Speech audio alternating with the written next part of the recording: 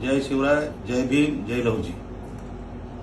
मी प्रामाणिकपणानं काम करत असताना एका सामाजिक मागणीसाठी अनेक वर्षापासून मातंग समाजाच्या व 59 जातीच्या वंचित समाज घटकांचा सर्वांगीण विकास व्हावा यासाठी अनेक वर्षापासून उपवर्गीकरणाची मागणी मीही करत होतो, अनेक सामाजिक संघटना करत होत्या आणि त्यामध्ये प्रामुख्यानं खरं तर पंजाबच्या माध्यमातून, पंजाब सरकारच्या माध्यमातून, तिथल्या जन आंदोलनाच्या माध्यमातून एक रिट पिटिशन दाखल झालं आणि सुप्रीम कोर्टाच्या माध्यमातून संबंध भारत देशातील राज्यांना या उपवर्गीकरणाच्या बाबतीमध्ये खऱ्या अर्थानं अनुसूचित जातीतल्या वंचित समाज घटकाचा विकास व्हावा आणि उपवर्गीकरण व्हावं अशा पद्धतीची सूचना, निर्देश प्रत्येक राज्याला दिलेले आहेत आणि प्रत्येक राज्यापैकी अनेक राज्यांनी, मग त्याच्यात पंजाब असेल, हरियाणा असेल, तेलंगणा असेल, कर्नाटक असेल, केरला असेल, अशा अनेक राज्यांनी त्या ठिकाणी त्याला मंजुरीही दिलेली आहे, उपवर्गीकरण लागू झालेलं आहे.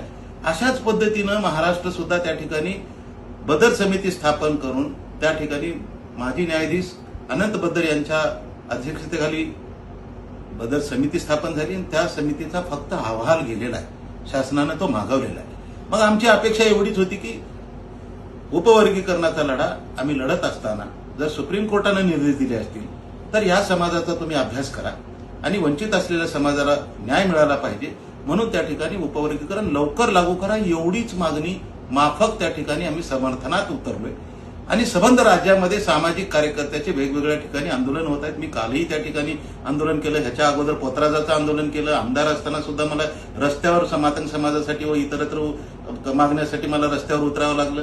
मग या ठिकाणी आज आमची जर मागणी पूर्ण होत असेल तर त्याच्या समर्थनात आम्ही उतरू नये का? मी या ठिकाणी बोलत असताना अत्यंत माझ्या बोलण्याचा विपर्यास करून चुकीच्या पद्धतीनं मला तरी एवढी लाज वाटायला लागली आहे स्वतःला सुद्धा.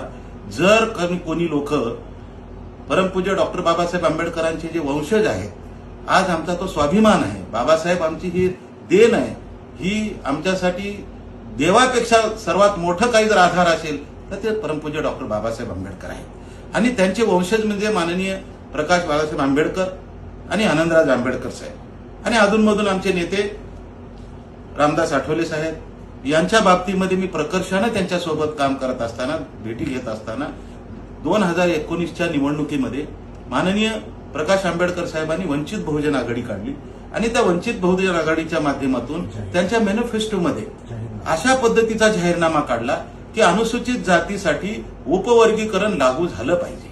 असं जर समर्थन प्रकाश आंबेडकर साहेबांनी जर मागणी केली असेल तर माझं काय चुकलं की त्या ठिकाणी प्रकाश आंबेडकर साहेबांनी अनुसूचित जातीच्या उपवर्गीकरणासाठी जाहीरनामा काढला आणि ते जर मागणी जाहीर सभेमध्ये येऊन करत असतील तर माझ्यासारख्या मातंग समाजाच्या वंचित असलेल्या समाज घटकाचा सर्वांगीण विकास होण्यापासून राहिलेला आहे आणि त्याचा प्रगतीपथावर यावं, त्याला समानता प्रस्थापित व्हावी म्हणून जर मी त्या ठिकाणी जर आवाज उठवत असेल आणि त्या ठिकाणी समर्थनात बोलत असेल, माझ्या तोंडून काय गेलंय ते तरी तुम्ही बघा. लातूरकरांचीच मीडिया आहे, त्या ठिकाणी मी फक्त एकच म्हटलं की तुम्ही फक्त मातंग समाजावर आरोप करू नका, मातंग समाजाला एकट्याला दोष देऊ नका.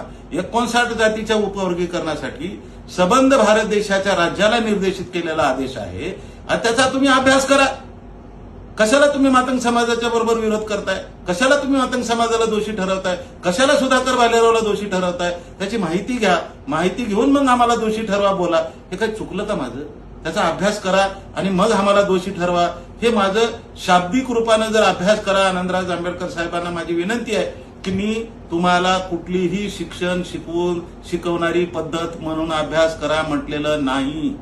मी अजून त्या शब्दाचा विपर्यास करून आनंदराज आंबेडकर साहेबांच्या नावाखाली काही जर दारू बेवडे व्यसनाधीन असलेली लोक त्या ठिकाणी जर सोशल मीडियाचा चुकीचा वापर करून त्या ठिकाणी तथागत गौतम बुद्धाच्या विचाराला, अहिंसात्मक विचार बाबासाहेबांनी धम्माचा स्वीकारलेला आहे आणि त्या धम्माच्या विचाराचे वंशज म्हणून आनंदराज आंबेडकर साहेब आहेत, प्रकाश आंबेडकर साहेब आहेत आणि त्यांच्या घराण्याच्या नावाखाली जर संजय बनसोडेसारखा एखादा माणूस त्यांच्यासोबत फोटो काढणारा, त्यांच्यासोबत राहणारा कार्यकर्ता जर मला धमकी देत असेल, माझ्या तोंडाला काळं लावतो म्हणत असेल, मला शाई फेकतो म्हणत असेल, काय कळणार आहे तुम्हाला शाईचं महत्व? संजय बनसोडे साहेब, शिकवा त्या कार्यकर्त्याला तुमच्या जवळच्या. तुम्हाला जर राजकारण जर आंबेडकर परिवाराच्या नावाखाली, वंशजाच्या नावाखाली सुधाकर भालेरावला जर तुम्हाला हाणामारी करायची असेल, सुधाकर भालेराववर जर हमला करून त्याला जर नुकसान करायचं असेल, जीविताला धोका निर्माण करायचा असेल, माझा खून करायचा असेल, तर तुम्ही कशाला खून करताय? मीच जातो आनंदराज आंबेडकर साहेबांच्या घरी, मीच जातो राजघरावर प्रकाश आंबेडकरांच्या घरी आणि सांगतो की मी काय चुकीचं बोललोय साहेब, सांगा तुम्हाला कुठला अभ्यास करा म्हणून सांगितलाय मी तुम्हाला फक्त एकच सांगितलं की सुप्रीम कोर्टाने दिलेले जे निर्देश आहेत, हे निर्देश तुम्ही वाचून बघा, अभ्यासून बघा आणि मग नंतर मग आम्हाला दोष द्या की हा मातंग समाजाचा एकट्याचा लढा आहे का उपवर्गीकरणासाठी संबंध 59 जातीचा लढा आहे, अनुसूचित जमातीचा लढा आहे, एकट्या शेड्यूल कास्टचा सुद्धा नाहीये. एकट्या शेड्यूल कास्टच्या सोबत अनुसूचित जाती आणि अनुसूचित जमाती जे राष्ट्रीय आयोग आहे, त्या दोन्हीसाठी तो आयोग त्या ठिकाणी सूचना केलेली आहे आणि त्याची अंमलबजावणी करा म्हणून काही राज्य करत असतील, इतर राज्य होतं, या राज्यात मागणी होत असेल आणि ती आम्ही जर समोर जर समर्थनार्थ उतरून जर आम्ही बोलत असेल आणि त्याचा जर तुम्हाला जर राग येत असेल, असली बेवडे बोलण्यापेक्षा आणि ह्या बेवड्याला लावून काही महिला सुद्धा माझ्या आया बहिणी, माझ्या बहिणीसारख्या आहेत, माझ्या आईसारख्या आहेत, माझ्या मुलीसारख्या आहेत, त्या सुद्धा मला अर्वाच भाषेमध्ये बोलतायत. काय बोलू मी आता? त्यांना लाज वाटायला लागल्या मला सुद्धा. माझ्या आया बहिणीनो, मी तुमचा एक लहान भाऊ आहे, तुमचा एक मुलगा आहे. मला जर तुम्ही जर अशा पद्धतीने जर बोलत असाल तर मी तुम्हाला माफी मागतो. मी तुमच्या सर्वांना विनंती करतो, हे तथागत गौतम बुद्धाची शिकवण नाही. हा निळा वाद या ठिकाणी मला तरी मान्य होणार नाही. खऱ्या अर्थानं आम्ही भगव्या वादामध्ये पीडित होतो असं आम्ही समजत होतो. आता निळा वाद कुठे आम्हाला न्याय देतोय? हीच अहिंसा आहे का? हीच हिंसा करून तुम्ही आम्हाला लहान भाऊ मोठा भाऊ म्हणून आम्ही एकमेकाची तडजोड करण्याचा प्रयत्न करतोय आणि तुम्ही अशा पद्धतीने जर बोलत असाल तर माफ करा. मी आनंदराज आंबेडकर साहेबांना हात जोडून विनंती करतो, प्रकाश आंबेडकर साहेबांना मी हात जोडून विनंती करतो, मी तुमच्याकडे घरी येणार आहे. मला तुम्ही त्या ठिकाणी काय शिक्षा द्यायची आहे ते द्या, कुठल्या बाईट तुम्हाला बोलवायची आहे ती बोला. जर मी दोषी आढळलो तर मला राजघराच्या समोर बाबासाहेबांच्या साक्षीनं, मला तथागत गौतम बुद्धाच्या साक्षीनं मला त्या ठिकाणी फाशी द्या, मी फाशी घ्यायला तयार आहे. परंतु हे माझ्यावर होत असलेले आरोप, माझ्या राजकीय सामाजिक जीवनावर, माझ्या परिवारावर अशा पद्धतीचं जर तुम्ही लांछनास्पद बोलत असाल, मी काही पोतराज नाहीये. पोतराज कशासाठी झालो याची तरी माहिती घ्या. मी आता मला मिळत सुद्धा नव्हता. मी जे केलेलं आंदोलन माझ्याकडे सुद्धा त्याचा डाटा नव्हता. परंतु बरं झालं तुम्ही एवढ्या लवकर कामाला लागलात की माझे केलेले कामं मला माहित नाहीत, परंतु तुम्ही काढून दिलं. आता मी माझ्या फेसबुकवर आणि माझ्या इंस्टाग्रामवर टाकतो, ते ऐका. माझ्या महाराष्ट्राच्या सर्व समाजाला सुद्धा माझी विनंती आहे की काय पोटतिडकीनं हा सुधाकर भालेराव समाजासाठी काम केलाय ते सुद्धा ऐका आणि त्याचं हे फलित आहे. आज उपवर्गीकरण होतंय हे सुधाकर भालेरावच्या माध्यमातून देण आहे आणि ती देण आज आम्हाला जर मिळत असेल, आम्ही त्याच्या समर्थनार्थ जर बोलत असेल म्हणून जर तुम्हाला जर राग येत असेल तर हा काही मला देण्याचा आणि माझी सही चालण्याचा अधिकार नाहीये. राज्य सरकार ठरवेल काय करायचे. तुम्ही सांगा त्या राज्य सरकारला करायचं आहे का नाही ते तुम्ही सांगा. तुम्ही नाही म्हणत असाल, आम्ही द्या म्हणत असेल, फरक एवढाच आहे. शेवटी राज्य सरकार निर्णय घेईल. आनंदराज आंबेडकर साहेब, मी तुमचा दोषी नाहीये.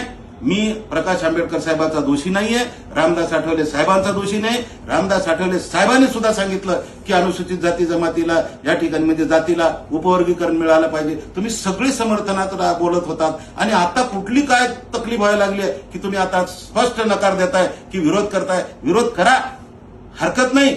परंतु हा मातंग समाजासाठी एकट्यासाठी विरोध करत असाल तर हे कुठंतरी उचित वाटत नाही. आणि ह्या मातंग समाजाला, गरीब समाजाला टार्गेट करू नका. आम्ही अंधश्रद्धेत आहोत का? 100% आहोत. नाही म्हणताच येत नाही. अंधश्रद्धेला ते उपवर्गीकरण आहे. आरक्षण लागू कशाला आहे? जातीला नाहीये, धर्माला नाहीये, कुठल्या धर्माला आरक्षणाची तरतूद नाहीये. राष्ट्रीय अनुसूचित आयोग आणि जमातीचा आयोग दोन्ही माहिती जर घेतली, आता मी अजून परत तिथं अभ्यास करा म्हटलं तर अजून परत फुटायला सुरुवात करसाल. मला बोलू का नको? मीडियाला माझी विनंती आहे. आता अभ्यास हा शब्द चुकीचा आहे का? फक्त माझ्या तोंडून म्हणलं की बाबा सगळ्यांनी अभ्यास करून मला सांगा की या ठिकाणी सुप्रीम कोर्टाच्या गाईडलाईन आहेत, ह्या मातंग समाजाच्या एकट्याच्या गाईडलाईन नाहीत, 59 जातीसाठी ते उपवर्गीकरण आहे. याच्याबद्दल मी फक्त माझ्या तोंडून गेलेला शब्द जर चुकीचा, आनंदराज आंबेडकर साहेबांनी बोलवावं, प्रकाश आंबेडकर साहेबांनी बोलवावं, मला परवानगी द्यावी. मी त्या ठिकाणी मी येणारच आहे. तुम्ही द्या की न द्या, मी तुमच्या घरी येणार. मला फालतू लोकांना कामाला लावून संजय बनसोडे सारख्या, राजकुमार बडोले सारख्या ह्या बदमाश व्यवस्थेतून जर बेवड्याना कुठल्या तरी तरुणाला ज्याला हाताला काम नाही, त्याला काही लांगूल चालन करून, त्याला काही पैसे देऊन, त्याला दारू पाजून माझ्यावर आरोप करण्यापेक्षा, माझ्या गाड्या फोडण्यापेक्षा, माझ्यावर खुनाचा हमला करण्यापेक्षा, माझ्यावर शाई फेकण्यापेक्षा, बाबासाहेबाच्या लेखणीची शाई आहे, शाई फेकायचा अधिकार तुम्हाला नाही. पाप लागेल तुम्हाला जर शाई फेकाल तर. आणि जर शाई फेकणाऱ्याला खरीच लाज वाटली पाहिजे. बाबासाहेबाची लेखणी ही शाई आहे आणि ही शाईची घटना लिहिलेली शाई आहे. फेकाल तर तुम्ही त्या बाबासाहेबाचे वंशज बनायला, मला इमानदारीने सांगतो साहेब, असल्या मूर्ख माणसाला तरी कामाला लावू नका साहेब. आणि मी तुम्हाला सांगतो, वंशज म्हणून त्या शाईचं जतन तुम्ही करा. मी तर करेन, परंतु वंशज म्हणून त्यांना सांगा की सुधाकर भालेरावावर शाई फेकाल तर बाबासाहेबाची शपथ आहे, तथागत गौतम बुद्धाची शपथ आहे की ही शाहीची नुकसान करू नका. ही शाही चांगल्या कर्मासाठी, सत्कर्मासाठी बाबासाहेबांनी वापरलेली आहे. राज्यघटना लिहिण्यासाठी बाबासाहेबांनी वापरलेली आहे. मानवी जीवनापासून ते प्राणी मात्रापासून ते निर्जीव वस्तूपर्यंत सगळ्यासाठी न्याय देण्याचं काम बाबासाहेबांनी केलेलं आहे. म्हणून शाही फेकण्याचं पाप जर कोणी करत असतील, मूर्ख लोक करत असतील, म्हणून सज्जन शक्तीनं आपण बाबासाहेबांचे समर्थक म्हणून, अनुयायी म्हणून, पाईक म्हणून शाहीचं जतन करूया. पुन्हा त्या लेखणीमधून भाईचारा निर्माण करूया. पुन्हा जे होत असलेले वादविवाद आहेत घरात बसून मिटवूया. रस्त्यावर आणून काय आम्ही चळवळ करणार आहोत, कशी बाबासाहेबांची आंबेडकरी चळवळ आम्ही करणार आहोत. राहिला प्रश्न ते आरक्षण मिळेल न मिळेल हा नंतरचा विषय. फक्त सुधाकर भालेरावला खतम करायचा असेल, सुधाकर भालेरावला धमक्या द्यायच्या असतील, सुधाकर भालेरावला जीवितहानी पोहोचवायची असेल तर संजय बनसोडे साहेब जरा आवरा. राजकुमार बडोले साहेब आवरा, स्वतःला आवरा. स्वतः बी राजकारणी आहात, समाजकारणी आहात. जर अशा पद्धतीने जर माणसं लावून जर मला बोलायला लावत असाल, मला जर त्रास देणार असाल तर मी सरकारला आणि इथल्या सगळ्या व्यवस्थेला मी सांगू इच्छितो की राजकुमार बडोले, संजय बनसोडे आणि त्यांच्या गुंडगिरीच्या प्रवृत्तीच्या लोकांपासून माझ्या जीवितास धोका झालाय. मला सरकारनं सुद्धा संरक्षण दिलं पाहिजे. मी भारतीय जनता पार्टीचा आमदार. संघ परिवाराशी आमचे कार्यक्रम असल्यानंतर त्या ठिकाणी लोकप्रतिनिधी आणि नात्यांनी पाचारण केलं जातं. त्या ठिकाणी संघाच्या माध्यमातून चांगली शिकवण आम्हाला मिळाली होती आणि त्या संघाच्या चांगल्या शिकवणीमध्ये आम्हाला कधी कधी त्यांनी दुजाभाव केला नाही. कुठली काही समरसता नावाची संघटना त्या ठिकाणी चालते, त्याच्यामध्ये खूप चांगलं काम मी त्या ठिकाणी केलेलं आहे. आता काही लोक, ह्या लोकांचीच मला किंव येते. सगळे पूर्वाश्रमीचे महार, आजचे बौद्ध नवबौद्ध संघामध्ये काम कितीतरी लोक काम करतात. फक्त सुधाकर भालेरावचा आदरणीय पूजनीय मोहन भागवत सरांसोबत साहेबांसोबत जर माझा जर फोटो बघितला असेल आणि त्याची जर तुम्हाला जर तकलीफ होत असेल तर काय त्याच्यात माझे दोष आहे माझा सांगा, काय माझी त्याच्यामध्ये चूक आहे सांगा. जर त्या ठिकाणी संघामधून काही आम्हाला चांगलं शिकायला मिळते का, आम्ही ते बघितले आणि शिकलोही. काही चांगले गुण आम्ही त्यांचे घेतलेत आणि त्या गुणाच्या माध्यमातून एकदा सोडून दोनदा आमदार मी मला भारतीय जनता पार्टीने केले. मी त्यांचे काही उपकार थोडेच विसरू शकणार आहे, परंतु निश्चित रूपाने त्यांनी कधीही आम्हाला चुकीची शिकवण दिलेली नाही. आणि जर मनुवादीन आरएसएस म्हणून त्यांनी जर आम्हाला चुकीची शिकवण दिली असती तर आम्ही रस्त्यावरच उतरलो असतो. तुम्हाला सांगायची गरज काय, तुम्हीच तुमच्या समाजातल्या सगळ्या व्यवस्थेतल्या पूर्वाश्रमीच्या महाराजच्या बौद्ध नवबौद्ध किती प्रमाणामध्ये संघाच्या सोबत येतात, किती भिक्खू लोक सुद्धा त्या ठिकाणी संघाच्या बैठकीमध्ये बसतात, बोलतात. कोणाबरोबर आम्ही ते बघितलं नाही, म्हणून आम्हाला तुम्ही तेवढं आम्हाला शिकवायची गरज नाही.